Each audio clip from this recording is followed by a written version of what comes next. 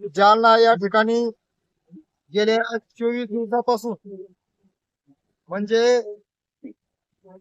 27 जानेवारी पासून हरिभक्तपरायण कारभारी महाराज आंबोरे यांच्या काही शेतकऱ्याच्या संदर्भात मागणी आहे.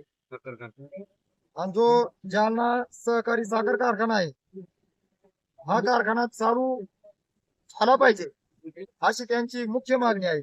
कारण जालना आणि बदनापूर या परिसरामध्ये हा जर कारखाना सुरू झाला तर शेतकऱ्यांना खूप मोठ्या प्रकारचा ऊसाच्या संदर्भात त्यांचा एक प्रश्न मार्गी लागणार आहे. त्यासाठी कारभारी महाराज आंबोरे हे 24 दिवसापासून आमरण उपोषणाला चेमण या ठिकाणी बसलेले आहेत. मी धर्मवीर छावा संघटनेच्या वतीने मराठवाडा अध्यक्ष शेतकरी आघाडीचा या माध्यमातून आम्ही आंबोरे महाराजांना जाहीर असा पाठिंबा देत आहोत.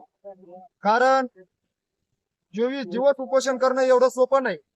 आज त्यांची तब्येत खूप खालावलेली आहे आणि त्यांच्या तब्येतीला जर यदा कदाचित काही जर प्रॉब्लेम निर्माण झाला तर धर्मवीर छावा संघटना ही रस्त्यावर उतरणार आहे.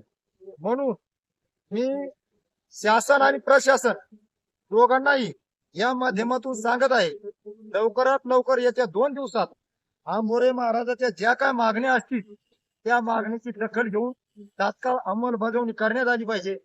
ह्या माध्यमातून मी आपणाला सांगत आहे. आमचे संघटनेचे संस्थापक अध्यक्ष गणेश दादा उगले पाटील यांना सुद्धा ही माहिती मिळालेली आहे आणि ते सुद्धा म्हटले जर 2 दिवसात जर या उपोषणाच्या संदर्भात निर्णय घेतला नाही आणि उपोषण जर सोडविण्यात आलं नाही तर मग आम्ही येणार जे काय आम्हाला ठरवायचं ते आम्ही 2 दिवसानंतर ठरविणार आहोत.